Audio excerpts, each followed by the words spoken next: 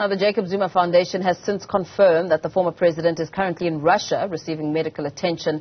Institute for Race Relations Head of Campaigns, Gabriel Crouse, weighs in. A very good morning to you. Thank you so much for your time. Former President Jacob Zuma's days of liberty may be numbered. I mean, the ConCourt has said that there are no reasonable prospects of success in appealing this ruling against the ruling. This, of course, raises some questions when it comes to some of the obstacles which may need to be considered should the former president indeed land back in prison.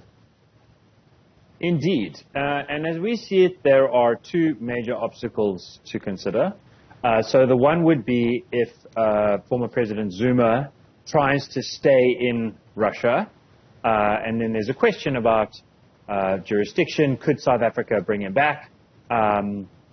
And the second would be, once he gets back, does the commissioner have the ability to say, look, it's been more than 15 months, he had a 15-month sentence, we'll count the unlawful medical parole as time served, or does the law say that he has to go back to prison? And I mean, the timing of the ConCourt's ruling is, at least from one perspective, rather unfortunate, because it's 2 years, almost to the week, since the original ruling that Zuma be sent to prison for defying the Zondo Commission with the precipitated, tremendous violence. I mean, we saw the impact of the looting in KZN and KwaZulu-Natal. And now there are fears, of course, on the ground about what could possibly happen. And, of course, raising questions around the police and intelligence. What do you think some of the priority areas should be in the midst of the uncertainty? Well, I have an unusual take on this.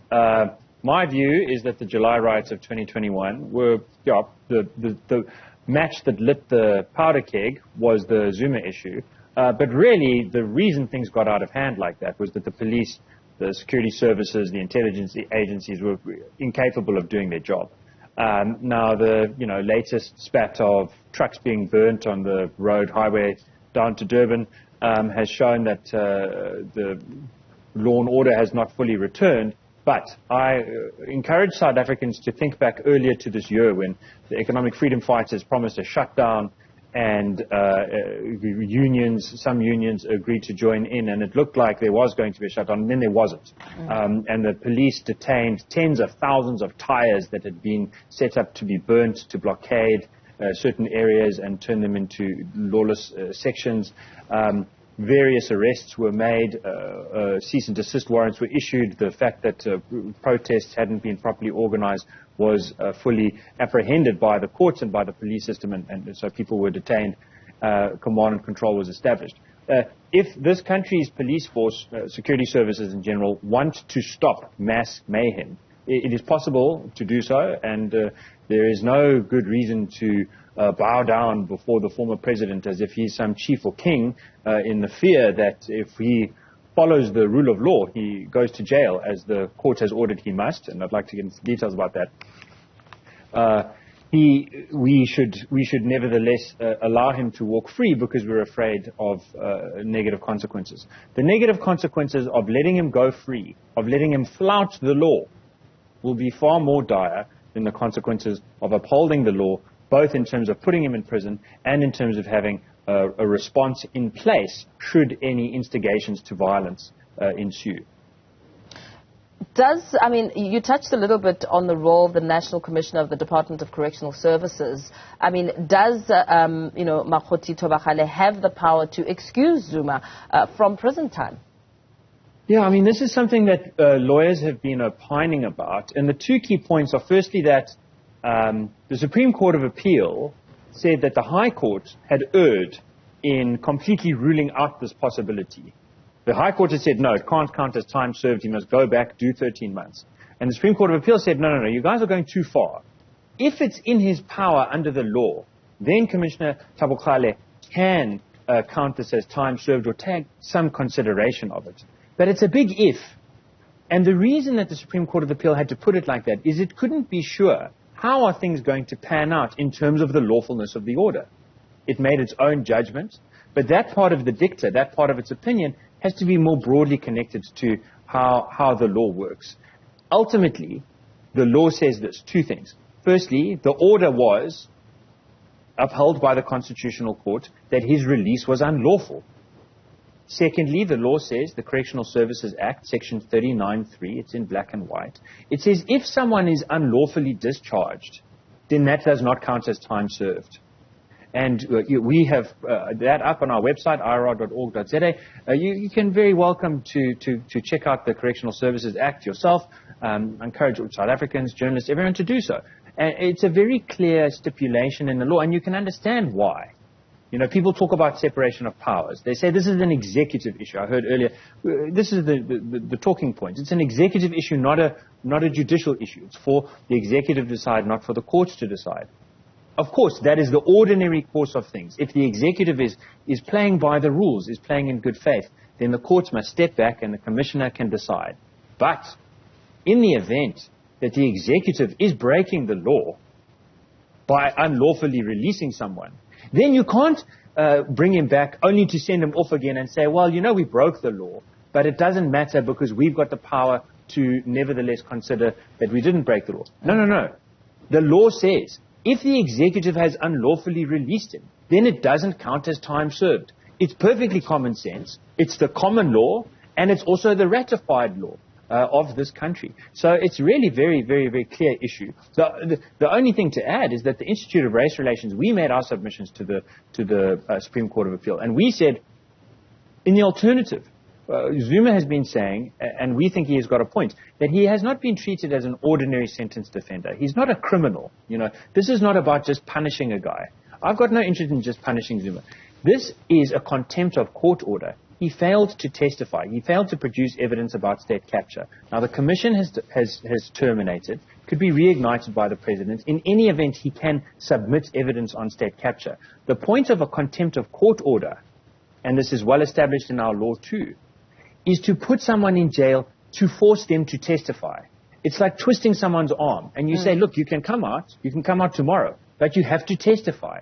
So I actually want Zuma to be free. I want him to go to jail so that he can be free. I want him to go to jail so that he can testify about others. You know, the Gupta's extradition semi-collapsed. The state capture story, the saga, we had the anniversary of that a week or two ago. We had Chief Justice Raymond Zondo saying Parliament hasn't really set things up to stop state capture 2.0. South Africa is very vulnerable. The country's getting poorer. We're shedding jobs. We're shedding power. It's not a good place to be right now for no accountability, for letting people be making up their own rules. And that includes the National Commissioner of Correctional Services.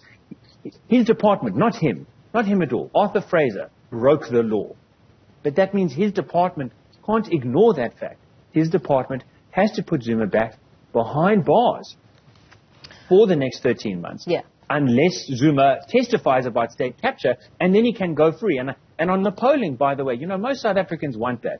I don't think most South Africans are that into punishing the old man. What we really want is the answers. Who is still in power that is eating the money? That is what we really want to know. Zuma has a famous black book. He must sink all of those people that are still in power by opening up that black book and giving us the evidence that we need in order to really clean up government. As you and I speak, the former president is reportedly receiving medical treatment in Russia. Of course, it raises some questions. I mean, what if he refuses to come back? What would that mean for the case here at home and the processes which might need to follow? So South Africa and Russia do not have an extradition treaty, according to the Department of Justice, Correctional and Constitutional Development's website. So they can nevertheless do extraditions on a case-by-case basis. And we found an example, for example, a few years ago, a Russian drug dealer who was exporting raw materials to make tuk called Alexander Borisovich Biely was extradited to Russia. So, you know, if DERCO and the Department of Justice file a petition to the Russian government, they can say, please, you know, you have to send this guy back. Now, no one wants him coming back when he's in ICU. It's not reasonable to turn an aeroplane flight into a death sentence. But as soon as he's in a stable condition to fly, and he flew there, according to the Zuma Foundation, in an ordinary flight. It wasn't like he was in an ambulatory state. So probably he can come back in an ordinary fashion too. And as soon as he can, they must send it back. We just need to send that petition. And then you can ask yourself, how has the South African government and the Russian government been getting along for the last few years? And I would say they've been getting along quite well. South Africa is one of the few countries, with the BRICS, our government has been talking up trade relations. I think that if Ramaphosa's administration is serious about bringing Zuma back, they just have to ask the Russians and they can bring him back. But if you look at the Gupta situation, it was very distressing. Hermione Cronje was the last head of the independent directorate. The last thing that she did, I think 2021, was to file the papers for the extradition of the Gupta brothers. And then she quit her job saying, we're not getting support from the administration. Effectively, her allies were saying that she'd been defanged, so that genuine hardcore investigations were effectively being defunded. And so she resigned. She wasn't so happy. And since then, the feet have been dragged on bringing the Guptas back. So, one of the worries is that the Ramaphosa administration might not be speedy in their efforts to try to ask the Russians to extradite Zuma back here when he's in a stable medical condition to do so. Yeah. But I really do think from their side, from the Russian side, I read Russian news a lot. I think that they would be very eager to show goodwill and to send him off if that's what the Ramaphosa administration asks for.